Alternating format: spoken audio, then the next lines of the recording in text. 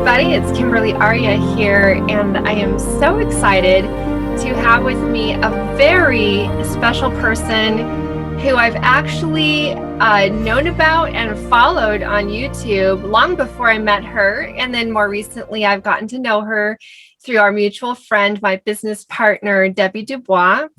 And we're really excited because Marla represents the first collaboration that we've done outside of just the two of us in creating an oracle deck. And so without any further ado, I just want to go ahead and have Marla say hello. And we're just going to have a great conversation today about the process of what has led us to this point where, we're creating this oracle and the purpose of it. And we're so excited to be bringing this amazing deck forward. So Marla, thank you so much for joining me today. Hi, Kimberly. Thank you so much for having me. I'm really excited about this project and working with you guys and having this conversation today about everything we've been doing. Yes. So, I just want to first of all say that the way I first, of course, got to know you was through your video channel. And I never dreamed that I would ever be meeting you in person. That was in the early days of this journey. From my perspective, I've really been on aware of the twin flame journey that I was on starting in 2014. But of course, the journey is one of a lifetime and it goes back much farther than that. But 2014 is when I first began my, immense process of awakening. And it was through a twin flame connection. And I had no idea what it was. And so, of course, like most of us in that, who've been on this journey, it had a lot to do with our waking up of who we truly are and, pushed us to discover many things. And I'm certain that I saw your very first video that you ever launched. And I even commented on it. And I was like, oh, it's so great to see somebody in the twin flame community talking about astrology and using astrology with tarot cards, because that was your first spread. I remember the overhead view of the cards and the circle. That was it, right? Mm-hmm. And you had all these different places and you were using the connection with tarot and astrology. Now, I'm a tarot card reader was my, first thing that I did. And I was very interested in astrology, but I'm not a trained astrologer. So I saw that video, been following you from your channel Twinstrology ever since. And so that was my first, time that I got to know you. I would like to just hear from you a little bit more about your beginnings of this journey. Mm-hmm. Okay, so I first heard the term twin flame in 2012. It may have actually been 2013, but I was activated by my twin flame in 2012, and that's what started me on the journey. But I didn't even really wake up to that concept till the 12/21/12 gateway that happened. Wow. And so that was when I had my first past life flashback. And I kind of knew, like, I was searching the term soulmate one day, because I had no clue what was going on. I didn't understand anything, why I was having these memories and things. Mm-hmm. And I came across that term. And that is really how I started my journey. And it was astrology that was my first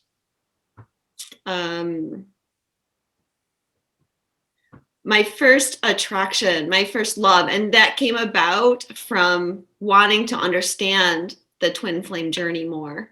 Absolutely. I think it's so amazing how the universe works in the process of waking us up. For me, it was actually astrology was the first little piece as well. I had met someone who, was my catalyst for that twin flame awakening, and who I would later end up, discovering that term and understanding more about the journey from this, similar. But before that, I was watching Jim Gaffigan of all things. And he mentions in, some little joke he's doing about, he goes, and something about, and my wife is a Leo and I'm a Cancer. And isn't it weird how accurate those are for personality? And he started describing it. And then I was like, I never knew that astrology had anything to do with personality. The only thing I knew about astrology at that point was it's in the back of the newspaper. What is your horoscope? That was all I knew. I knew I was a Scorpio and that was it. I literally knew nothing else. And so I thought, Huh. Now, being a Scorpio, of course, I have a very deep interest in all things. Anything that piques my interest, I'll dive deep into it. And so Yeah. I looked it up online and I was like, oh my goodness, that's exactly me. And then I started looking up different people I knew. And so it was from the fact that had my interest in that peaked, that then I was looking at stuff on my phone or what, on the internet. And then when you start searching for something, it starts popping up other related articles, right? And Yeah. so that led me down that rabbit hole. So it was also astrology for me. So Mhm. how did you end up becoming so knowledgeable about astrology? What was your process for that? Well, I'm actually completely self-taught in astrology. Mhm. Well, I mean, sure, I've watched videos by some astrologers that I admire, but when we talk about divine timing, for example, I'd always been interested in astrology. When I was about 16 years old, my then sister-in-law gave me a copy of the book Sun Signs by Linda Goodman. Uh-huh. I still have that book. It's very old and yellowed. It was used when I got it, but I found that book so accurate. And whenever I would date someone, I would, look up their sun sign in the Yeah. book. Yeah, it's Um, fascinating. but I could never really go deeper because I didn't have my own birth time. Oh. So it was very hard for me to get past sun sign astrology because I couldn't really run a chart. And I was given a book, in fact, for my birthday one year, all about how to create your own chart. Mm. But I didn't have a birth time. And yet, after that activation in 2012, when I was searching, I was sitting there one day reading my horoscopes, and this voice came into my head and said, there's a piece of paper upstairs in this dresser and this packet of papers that your mom gave you that has your birth time on it. No way. Sure, it was there. It wasn't on my birth certificate, but my mom had this little piece of paper from the hospital. That is And amazing. that was it. So I ran my birth chart and I never looked back. And really from between 2012 and 2014, well, like I said, it was really the end of 2012. So let's say 2013 and 14, I was just into astrology every second that I wasn't busy for those 2 years. I wasn't working. I was a stay-at-home mom. Mm. And I just listened.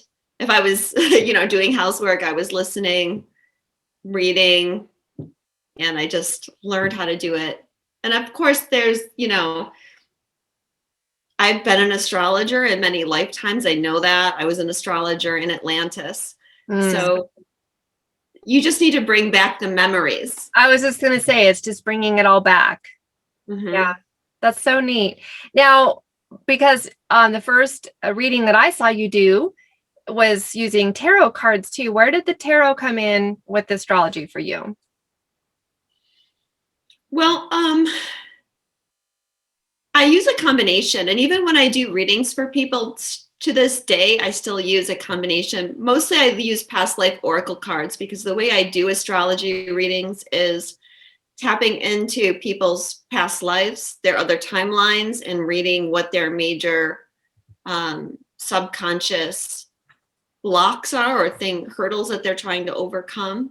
Mm-hmm. But I like to think of myself as an intuitive astrologer, an intuitive evolutionary astrologer. So sometimes the cards help me tune in a little bit deeper into what the planets are trying to say. Astrology is really in a phase of evolution right now. Mm-hmm. We're moving away from the 3D karmic identities that the planets have. Because as our consciousness expands, our knowledge about the planets and astrology and how they work is going to expand. Plus, modern day astrology or the astrology of the past is based on karmic cycles. And when we ascend, we break free of those karmic cycles, so they won't apply anymore. So astrology is being bridged right now from the past to what it's going to be. In your channel and in your work, you've combined astrology with card reading, And you had begun to realize that you just wanted something in addition to the cards that are available in the market, the various ones you have in your collection. And so tell me a little bit about this project that we've been working on together and how it got started. Mm-hmm. Well, I've kind of felt, I think it was 2018, the beginning of 2018, like I really started to feel this drive to create a tarot deck. I really wanted to manifest that, and it's taken all this time to do it, but I actually started on another deck that is still in progress and halfway completed. But That's exciting. More to you come. know, these cards where we're getting messages from our twin, our soulmate, whatever, they become very popular. And I had created my own deck, just some handwritten cards that I was using to do readings on my channel and for people. And Debbie was here one time, actually, and I was reading cards with her, and she was like, "Oh my God, I love these cards. You know, this would be a great thing to have it into it." And they started developing more from there.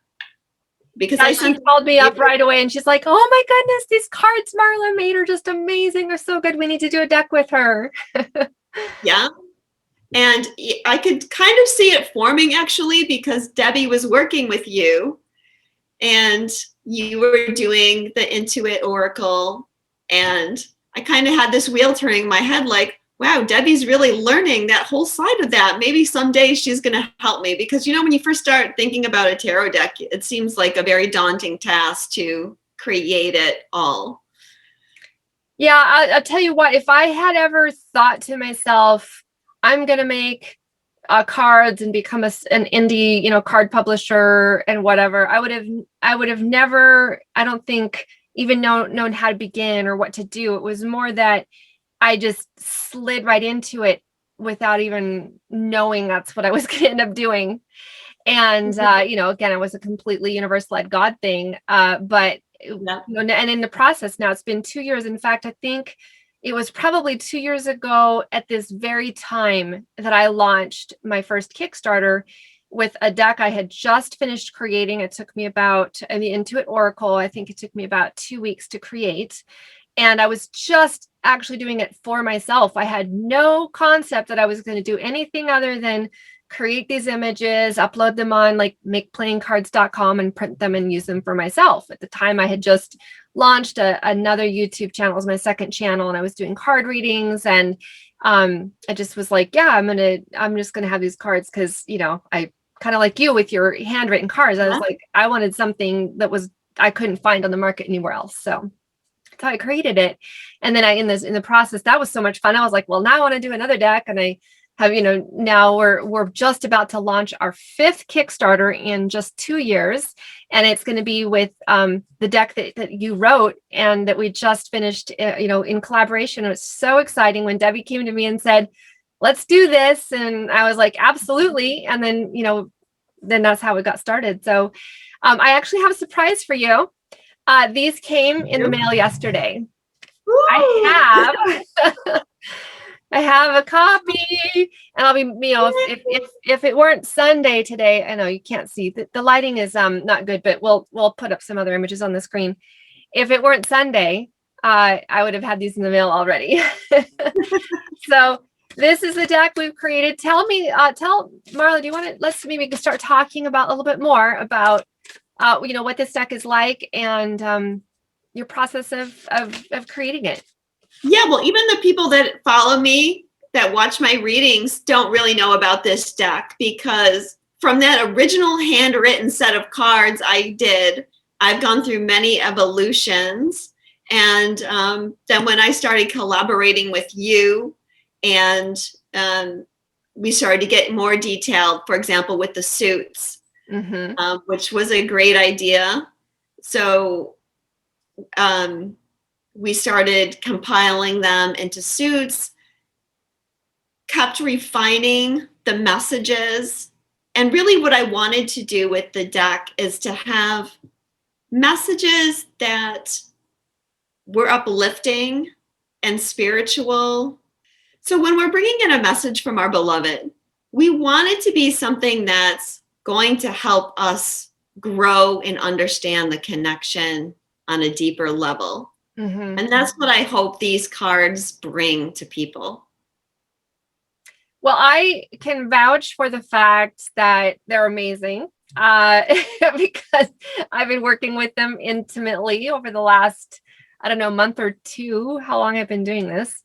And then I just got them in hand yesterday. And of course, I had to do a reading for myself. So I pulled some cards, and the messages were so, they were encouraging. One of the things that I really believe is occurring is, of course, in the process of our awakening, we're activating all of our higher, the higher aspects of our consciousness, and then starting to connect to those higher realms. But one of the struggles that we still have is that affirmation that we're not just crazy. And we get that from a lot of different places, from signs that you see in different places, the way spirit speaks to us outside of just, with whatever you might have with your mental connection. And then, cards. So tarot cards have been used for, very, very long time. In fact, they say that the tarot is so old, like astrology, nobody knows for sure when it really began. There are archetypes that are, very representative of what's happening in our reality. And so having these as a tool for that confirmation, but it also helps you tap into your own inner knowing. And so when you see cards come up and you know that is okay, that's true, that's confirmation of what I've already been sensing, feeling, knowing intuitively or whatever, then you have those cards that do the confirmation, or they might even bring up things you didn't know, but because you've built up a relationship with the cards of trust, then you can trust when the messages come forward. So it really is a powerful deck. One thing that I do think is unique about it is, well, let's just maybe talk about several things. The size of the deck. We started out doing, was it 10 suits of 9 cards each? And then I was like, how cool would it be if every suit had 11 cards? And you're like, yeah, that'd be awesome. And then I was like, maybe we should do 11 suits. So we have 11 cards with 11 suits each. So we have 122 total. So it's about the same size of the other iN2IT Oracle deck. Yes. I don't think there's anybody else that's creating cards or decks of cards of this size. Of a typical Oracle that's between anywhere from 35 cards to 45 is typical, maybe 50. This deck, at 122 is about 3 to 4 times larger than most of the decks. So even though it's a little more expensive, you're getting so much more. And it's really one of the things I found about the iN2IT Oracle, the Z108, and now this deck here, is that having so many cards in the deck gives, I think, like that much more opportunity for spirit to get a more accurate message through. And of course, it's just fun. I think people who are into cards and collecting them and using them, that one of the reasons we have, giant collections with lots of cards is because we want more. And so, with the iN2IT Oracles, we have a lot more in just one set, in one hand. So 122 cards. It would be 121 if it was 11 times 11, but there is a very exciting bonus card that we decided to include so we could get to that beautiful, a synchronistic number of 122. So, it's 121 cards plus the one bonus card. So, and then the organization of it in suits, that was something that I suggested to you, but it, came to me through that kind of higher source information. And when I'm on my hike, that's usually when stuff comes through. And it was like, organize Marla's deck in suits. And I was like, okay, I'll run that by her. And so we utilized that. And it adds another layer of meaning. Tell me about the process of maybe just a little bit more about, putting this deck together and how we got to where it is right now. Yeah. So when you brought up suits, that definitely helped me bring another dimension to it. And, first of all, I had to come up with what were the suits going to be. Yeah. And then adding cards that have a connection to kind of the umbrella. So we have suits in there like union. Those are all about like having a higher perspective on your connection, telepathy, growth, patterns, mirroring. um, romance. So a little bit of everything. And if suits give it another dimension because you have another layer of meaning. It's not just what's written on the card, but we've added several different layers of meaning. Yeah, We have it the really actual did. message, we have the suit, we have the image, and you've added some other little details on there that might trigger people to get some kind of synchronistic message. Right. And also the color, we coordinated the color as much as possible to what the meaning of the suit would be. Like communication is blue for the throat chakra, and karmic ties are red because it's the lowest chakras, and things like that.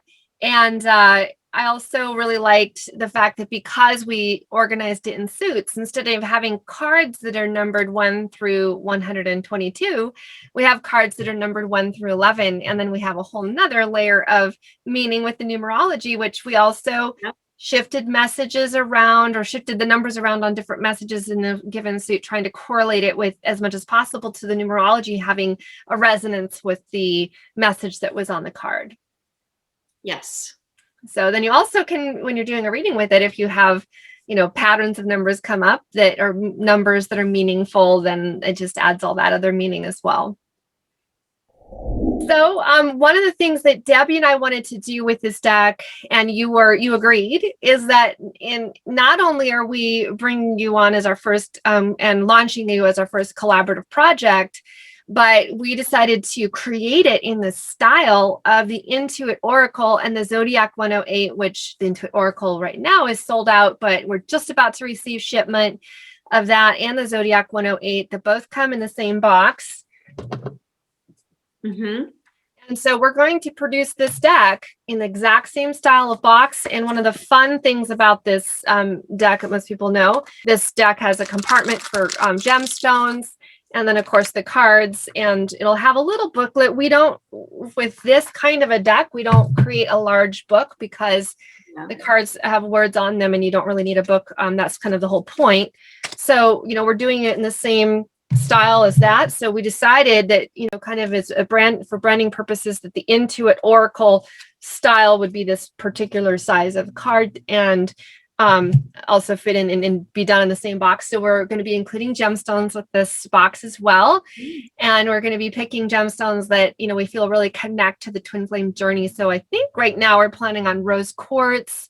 And maybe I was thinking we can talk about it, but I was thinking it might be a good idea to go ahead and put some other rutilated or tourmalated quartz with it, because I love the tourmalated quartz because it has that higher crystalline energy that magnifies everything. And then it has the tourmaline in it that grounds it and clears and protects it. I think that's a great idea. And I love both of those.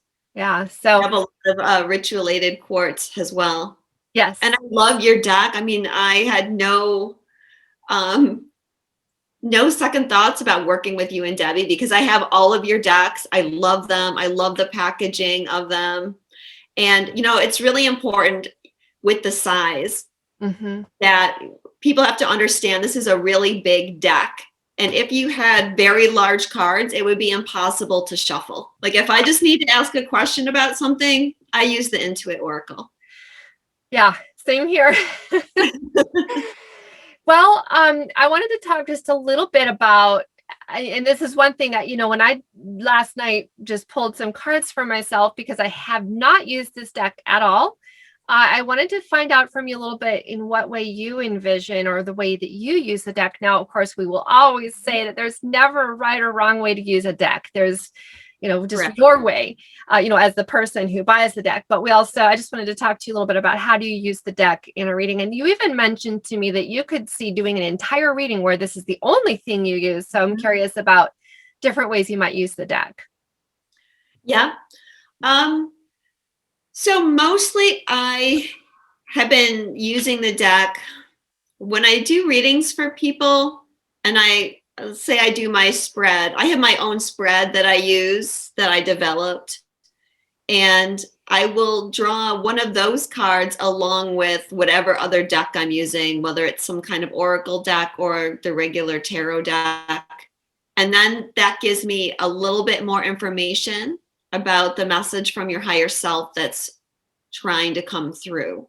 So, Okay. I mean, of course, obviously, you've got the first way, which is just, I want to get a message from my beloved. And then you can just draw a card or however many cards as you want and get that message. But, this is another way that I use it. So, conceivably, now that I have this larger deck that I'm going to be receiving very soon, the actual prototype deck. Yeah, I am going to start doing sacred union readings with that being my primary deck. It's just all in the way that you interpret it. So you have to expand your consciousness of the deck and see it not just as a message from your twin. This could be a message from your higher self, from your spirit guide, what you need to know about your connection, Mm-hmm. and just pull cards for yourself. So I think there's going to be a lot of different uses other than just let me get a message. You see a lot of people using these types of cards when they're doing readings, and that's primarily what they're using it for. But again, those decks that are out there, I haven't seen really any that have images on them. Mm-hmm. That, each card has a different image. So with your artwork on there, this is another level of pulling in information. Right. Yeah. And I had, again, I know that the creative process is such it's so connected to the higher realms, right? I think that anybody who's ever creating anything, they're definitely accessing, to a greater or lesser degree, that the higher realms in that creative process. And so, we talk about the fact that you channeled these messages. Again, that connection to higher source. And I feel like the same thing happens with design. I had no idea that the design format that I was going to, end up using for this deck. And then I'm just sitting down there in front of my computer with Photoshop open, and I started playing around, and it just starts coming to me like this, almost like a download, and within, I think it took me a day to create, the overall template for all of these different suits. Every suit has a style where, there's a picture, but because the theme was messages from your beloved, I thought postcards would be a really great way to present the messages, like they're, handwritten with a postcard. And then I discovered that the handwritten fonts were just too hard to read. So we went with old-fashioned typewriter font and, different things like that end up coming into it. But every card has a picture. And of course, my style of art is photographic manipulation and, creating more design oriented, but still, using photographs and that kind of thing. But then I still work with them to create these images and make them look a certain way. So I chose this old scrapbooky photo album type of a look along with the postcards. And it just has such a great design. It's going to be really fun to use them for that perspective. There's a ton of people out there now who are creating their own, indie publishers, self-published oracle and tarot card creators, which I think is so wonderful. It's making it so much more fun to read cards when you've got lots of different decks. But one of the things that I've noticed that a lot of people have done in creating cards is used, because they haven't developed, the kind of skills in Photoshop that I have, and nothing about, how amazing I am or anything like that. I'm a creative person. So when I started, wanting to design something graphically, I was like, well, I'm going to learn Photoshop, it's just self-taught. But I have, been able to use my creativity and my art in approach. And because I have the skills to do it, we've applied that approach to your beautiful messages. And the deck is really powerful. I'm so excited to be bringing it forward and launching this, with you. And that's a perfect segue into how that connects to twin flame journey, which is something that I know that, of course, I would think that most of the people who buy this deck will identify with that in some way. And whether it's twin flame, divine union, whatever, catalytic heart awakening, connection. I know there's a lot of different terms for it. Some people may not really like the term twin flame, which is fine. We don't, we're not saying that this deck is just for people who identify with the idea of a twin flame. but I think it's something that everyone can identify with, is how relationships, even if they're not romantic, but most certainly romantic types of connection, have everything to do with our spiritual awakening process and pushing us to grow, because then what we're ultimately doing is creating new templates here on earth for that living, being, and doing. And that's what we're bringing forward. So I just want to talk a little bit more about what, that connection in your, I guess, focus on with this deck being a twin flame deck. Did choose to decide to call it a twin flame deck, but I think you're right on with what you're saying, that it really doesn't matter what label you use. It's just a label. You don't have to resonate with the term twin flame. Soulmates can use this deck. Mm-hmm. And in New Earth, we're all going to the twin flame template. Mm-hmm. It doesn't matter, because if you're ascending, if you're awakening your consciousness, then you're looking for a high vibrational spiritual connection with another person. Right. Some people call them ascension partners, Mm-hmm. divine partners, sacred partners. It doesn't matter. You still can use this deck to not only get a message from that person, but to help yourself understand what they sometimes want to tell you but can't tell you, or what they're going through, or to help you see something about yourself as far as that connection. Absolutely. For I you. also have to say, from the cards I pulled last night, I felt that they were just what I needed to hear right now, and in my own journey. And I think that most of us who have been on this journey have, it has been really challenging in so many ways.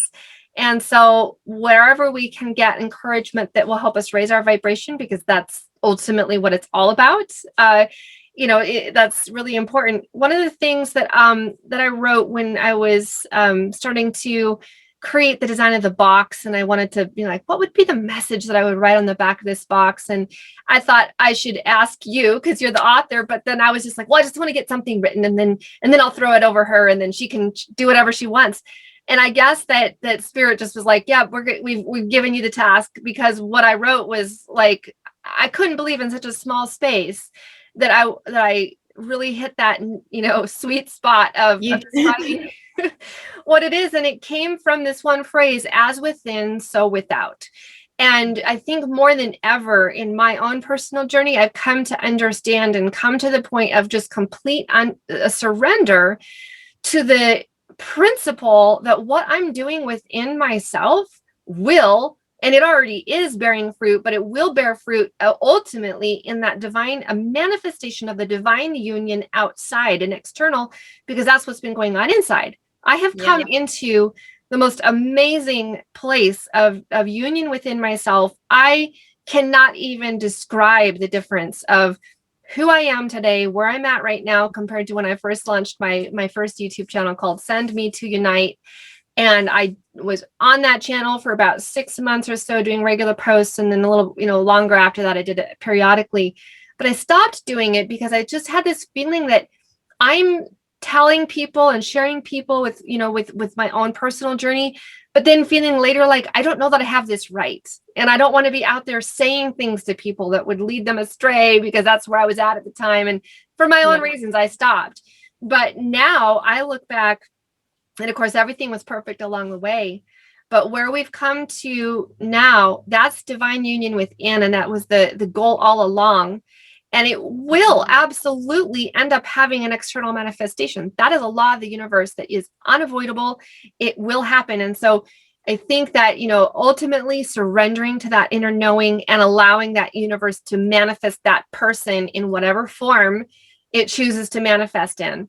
But just having that trust in that, and then the patience, because this is so much bigger than just us. It's not just about, oh, the perfect lover for me. Not at all, So it's been, I think that's the biggest hardest part for people is the patience. And so I hope that this deck, helps people with patience and surrender, because it does take time. I mean, manifesting that perfect relationship, that's a big order. And to get the right person with the right set of circumstances, it takes time. And of course, that big piece is what you mentioned, has within, so without. So you have to do all of your own healing to even be able to allow that in. And I think a lot of people at this stage of the game right now are seeing where they might have thought they were healed, but new things are coming up because 2021, this 5 year of change, is where we all start manifesting things. And we need to get out these little kinks within ourselves where we're really not allowing things to manifest for us. Well, I don't know if there's anything else you want to add about the deck at this point. Well, I just want to say that I'm so grateful to you and to Debbie. You really made this project so fun for me. And I don't think I could have done it without your help. I mean, I wouldn't be as happy with it as I am. I'm super excited. I think it's a wonderful deck.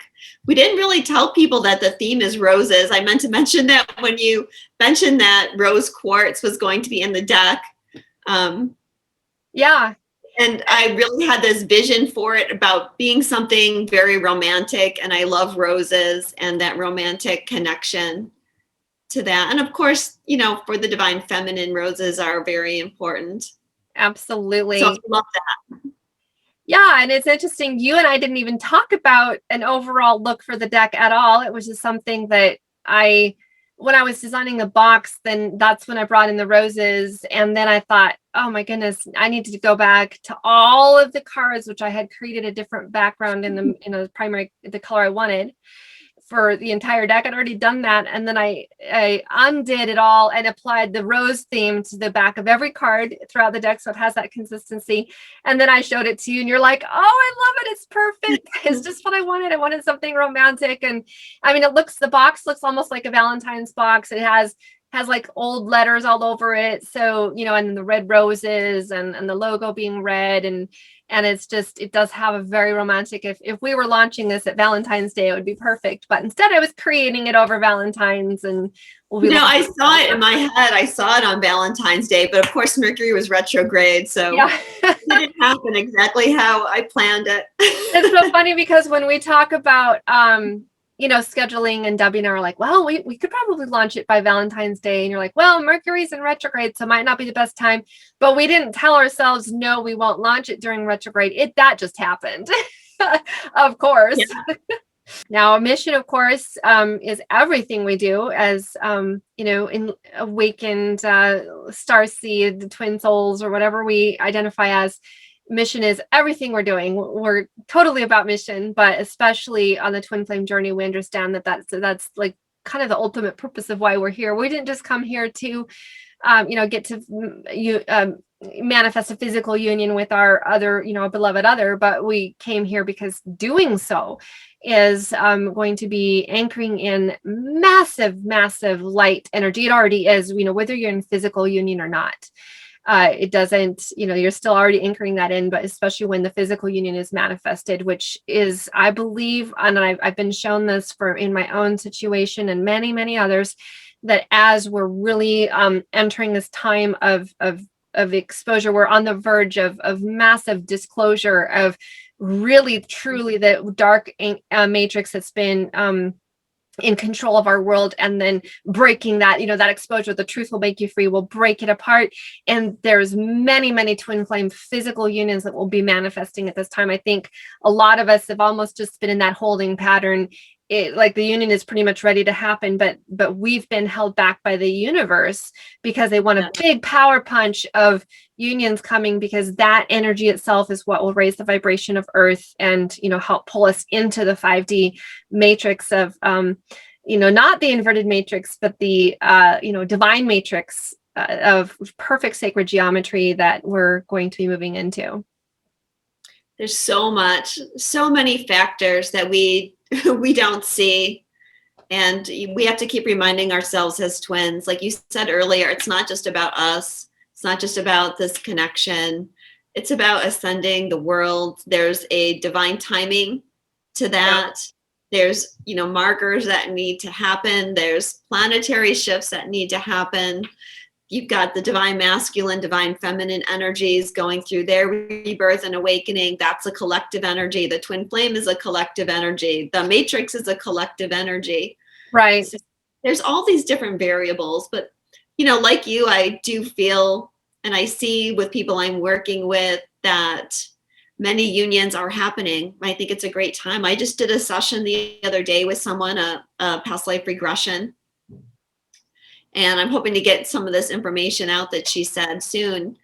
But her guide said unions are so much closer than anybody realizes. Wow. That's exciting. I do feel it. Absolutely.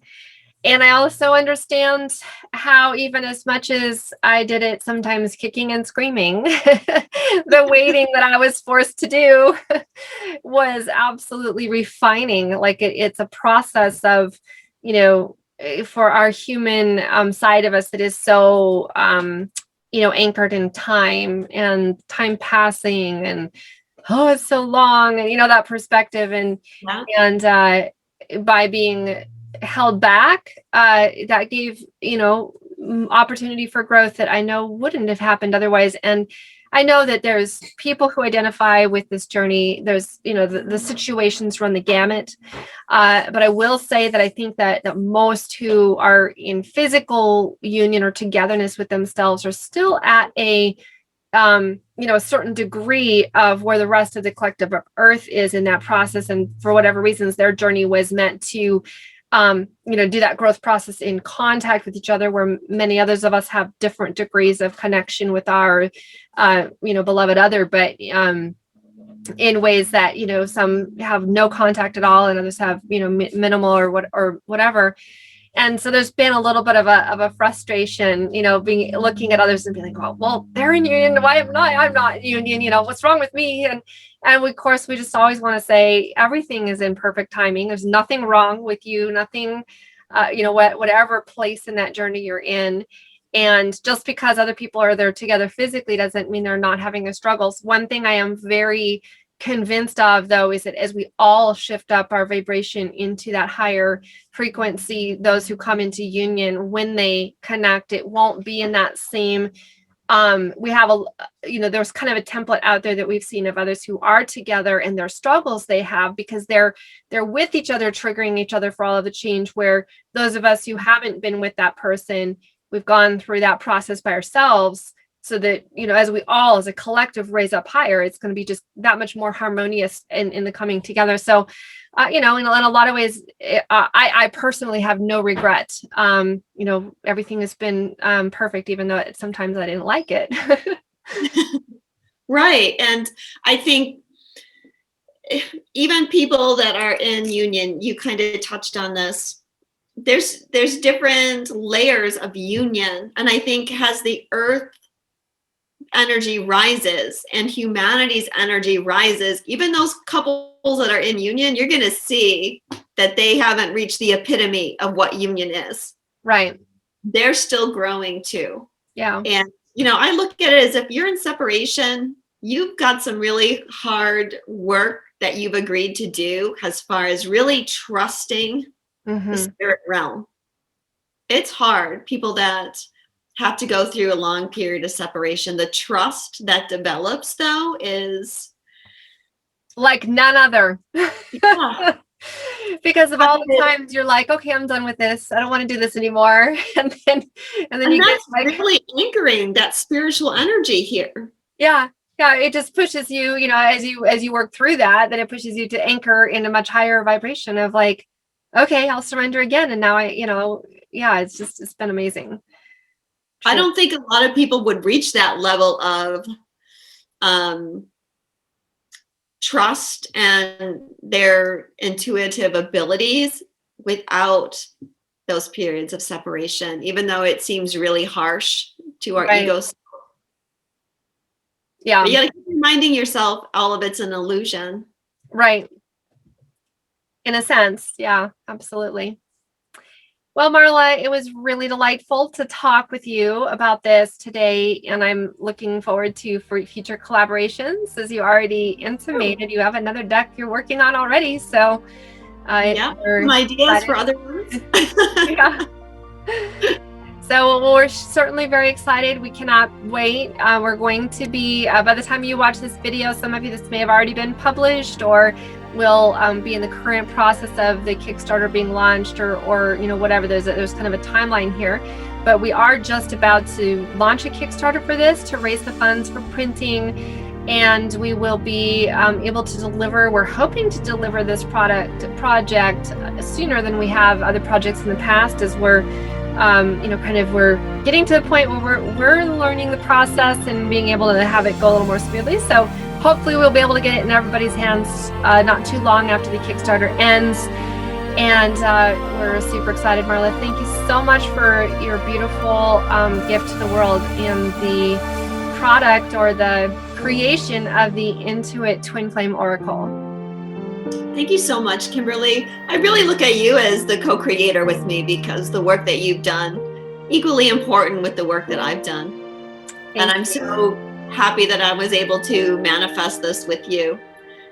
Yes, so amazing. All right. Thank you so much, everybody, for watching, and tune in again in the future for more projects and other things that we will be doing with Marla, or the different things that she has going on as well.